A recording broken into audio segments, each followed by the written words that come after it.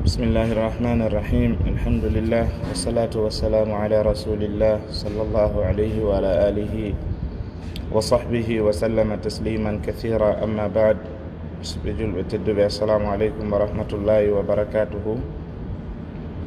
باو يتد الله تبارك وتعالى جولay nelaɗo makko muhammadin sallallahu alayhi wa sallam aray fayin en anditiniray ko yowodiri e kaɗo dina meɗen nde wonno neɗɗanke on o tagiraka si wona rewgol allah jooma tabaraka wa taala.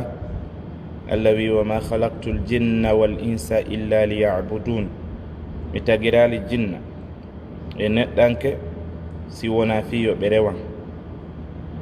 jonnon en andi argol men ngol kadna ɗo yeeso e ɓaawo ko fiyo en rewu allahu jooma tabaraka wa taala.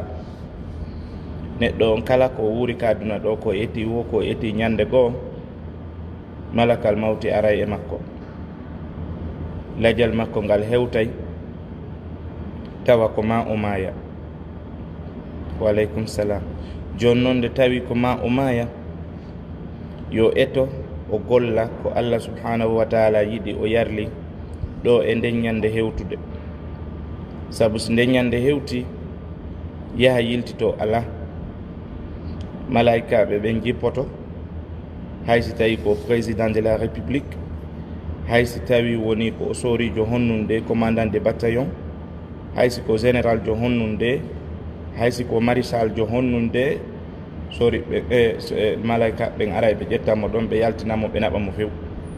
hay goto wawata sakkade no noon. ko ɗum waɗi si allah wi in kuntum gayra madinina tarji'unaha in kuntum sadiqin, si tawi woni hiɗon metta on welaka ko woni e mayde ko jattemo awa wiyon o yata. allahu joma tabaraka wa taala o wi neɗɗanke on o yahay o yiyana hoore makko tawa o mayay woni. si o yiyani hoore makko ɗum tawi o mayay woni, hande kadi yaha yiltito ala. joni noon ko kala ko golluno kon ka aduna ɗo koyo allah subhanahu wa taala wallumo hara ko golluno kon no moƴƴi. si tawi woni moƴƴa o heɓay soñja. ko waɗi noon sakkitode makko nde moƴƴoyta. joni noon hande ko mi yewtafimum seeɗa ko fi ɗenngal ngal, fi jogitagol hunduko mum kon wattana ilay ko wolta kon. waleykum salam wa rahmatullah. haray onti ko yo watta yila ɓa tun himo andi o tagama o ari ka aduna ɗo ko mayowo, yo watta yila e ko yewta kon, o jogito hunduko makko kon. pullo fuuta wi wo hunduko ko hendo ko, to ya jogo hunduko ma kon anda ko wolta kon, sabu si yalti natitata, a wawata yiltitade ko wolnoɗa kon. ɗa wawi wolde inna mi yiltitike, kono ko ɓe nanno ko a wawata ittude ɗum ɗon ka noppi maɓɓe, a wawata ittude ɗum ka ɓernde maɓɓe. kadi konko wolnoɗa ɗon windama walike, a wawata montoyde ɗum ɗon. malaikaɓe hino ka nano, woɓɓe no ka ñaamo hiɓe windude, a wawata montude ko ɓeeɗo windi kon. ko ɗum waɗi allah jooma tabaraka wa taala wi ma yalfidu min qawlin illa ladayhi raqibun atid. o wowlata konngol sina malaikaɓe ɗiɗo no ɗon, raqib e atid, oyano ka nano oyano ka ñaamo, ɓeɗo hino windude. si woni koko moƴƴi o tawoyay ton, si koko boni kadi o wowli o tawoyay ton. allah inni kulla insanin alzamnahu ta'irahu fi unuqihi wa nukhriju lahu yawma alqiyamati kitaban yalqahu manshura iqra kitabak kafa bi nafsika alyawma alayka hasiba. neɗɗo fuu neɗɗo ñande darnga o aray o daro yeeso allah, talkuru kuuɗe makko ndu yaltine, reppe ka dande makko, o wiye yo ñaaw hoore makko, sabu kanko o yoni ko ñaawa hoore makko. ko waɗi noon kanko woluno.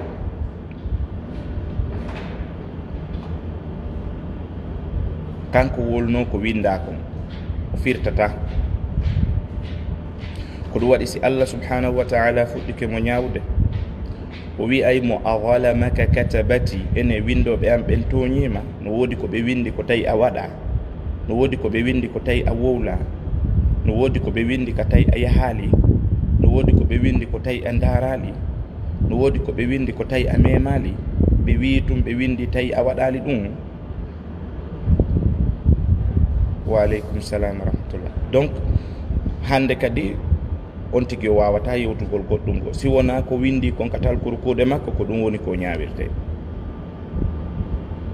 Rasulu sallallahu alayhi wa sallam ɓe makani sayyidina Muadh bin Jabal ɓe maki amsik alayka hadha, e hadith go ɓe maki amsik alayka lisanaka, jogo ɗenngal ma ngal. Sayyidina Muadh bin Jabal ɓe maki a inna la mu'akhadhuna bima naqulu ya rasulallah, enene laaɗo Allah nangitiray en ko wonɗen e wolde ko goɗɗo no faala wolde tum o wowli ko faala wolde kon, donc Allah nangitiray mo ɗum. Wa aleykum salam wa rahmatullahi wa barakatuh. Nelaɗo sallallahu alayhi wa sallam maki thakilatka ummuka ya Muadh, emba nene ma wasima yo Muadh. Wa hal yakubbu nnasa ala wujuhihim aw ala manakhirihim illa bi hasaidi alsinatihim, ene hala yimɓe ɓen guuriroyte geece maɓɓe ɗen ma kundule maɓɓe ɗen, si wona ko woni faggitaɗe ɗum kundule ɗen ko. Donc neɗɗo on yo watta yila e ko watta ko, haala kala ko wowluɗa ɗo windete fottoya e muññande ɗarngal. Si yewtere ma nden tawi na qur'ana jannguɗa, na adkarji jantagol inde Allah waɗɗa, wona moƴƴingol hakkunde haɓuɓe waɗɗa, ina an e ɓeygure ma nde yewti fijuɗon jaluɗon cantidirɗo waɗɗon awamu ɓawo ɗum no sella. Goɗɗo no wawi cantidirde e ɓeygu mum, ɓe waɗa sama kala ɓe fija, ɓe waɗa rasul, ɓe jammidira, ɗum fo na ella. Si tawi na ɗi waɗɗa, a tawoye kadi ko golluɗa kon ɗon wontanoye niise, yo Allah dandu en ɗum ɗon. Joni noon an fewndo ɗo ni hiɗa e suumaye ɗe tañƴini sa rewi Allah subhanahu wa ta'ala a moƴƴini, Allah jaɓante dewal ma ngal, o yafanoma dunubaji ma ɗin. Andi to a waɗino piiji buy, andi to a wowlino buy, andi to a yahino nokkeli buy, andi to a memino buy, andi to a darino buy, andi to a wowlino buy, hara ɗiɗo fop wona weltinayɗi Allah. Ko joni noon du waɗa artude tuuba ruttoɗa e Allah subhanahu wa ta'ala, toroɗamo yaafuye.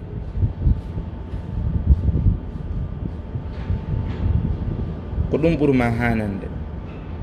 Hunduko kon ɗenngal ngal duwaka huɗude. Nelaɗo maki huɗugol ngol ala pilas, bimana si tawi hawri ko huɗuɗa kon, mo huɗuɗa on ko gonga ko o huɗaɗo,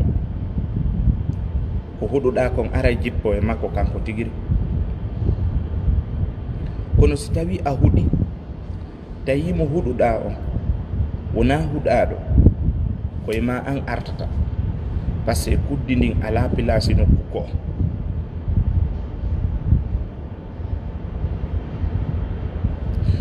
Hoyre nden ala pilasi nokku ko, ñoore nden ala pilasi nokku ko, aybingol ngol itta bote e neɗɗo ala pilasi nokku goo, sina yiltituto e jommum. Wa aleykum salam wa rahmatullahi wa barakatuh. Musidɓe julɓe, taskite ɗo mi yewta on ɗo yewtereji seeɗaji ni ko yowodiri hadiseje nelaɗo sallllahu alayhi wa sallam. Ñande goo nelaɗo en hiɓe iwde voyage e jihaade, ɓe artude. Worɓe ɗiɗo ɓe yewti konguɗi, ɓe wi menen min yaali ko janɗi reedu, ko reere ɗi, ko yiɗi geɓal, ko huli piiro ha hewti hunjiɓe amen qur'ana ɓe. goɗɗo nani nde yewtere o wi mi hewtinoyay nde e kanelaaɗo, o yimmi o yahi o wulliti e maɓɓe kanelaaɗo. nelaaɗo wi noddanelam ɓe ɗiɗo, ɓe nodda. ɓe hewti, nelaaɗo ni ko yimɓe janguɓe ɓen, yimɓe hunjiɓe qur'ana ɓen, yimɓe huloɓe Allah ɓen, ko ɓe yimɓe wonɗon aybinde. ɓe inni wo innama kunna nakhudu wa nal'ab, minen ko sama kala tum men wonno nelaaɗo, ko awamu tum men wonno, wona hay hunde ko tawata ko soobe, ko sama kala tum men wonno e wadde, na soobe few. nelaaɗo sallallahu alayhi wa sallam ɓe deƴƴi, Allah jooma tabaraka wa taala cippini ayawal qur'ana,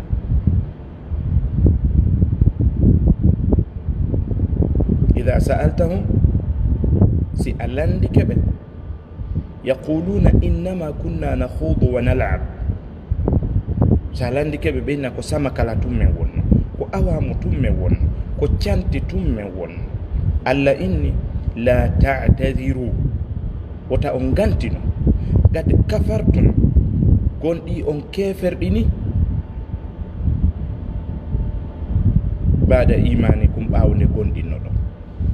ayi ɓeɗo hari ko gonɗinɓe, Allah wi bada imanikum, ɓawde gonɗinno ɗon. ayi ɓeɗo ko gonɗinɓe jaka, na heferaɓe, ko gonɗinɓe, et puis ko wonnoɓe wadde ko moƴƴi, et puis ko wondunoɓe e nelaaɗo sallllahu alayhi wa sallam, et puis ko iwnoɓe waɗugol jihadi hiɓe artude moodi moƴƴere haddi ka.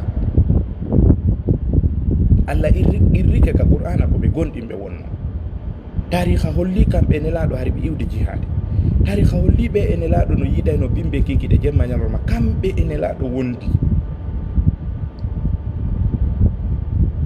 Allah wi la ta'tadiru, wota on gantino, gade kafartum ba'da imanikum, on jalti l'islam ɓawo nde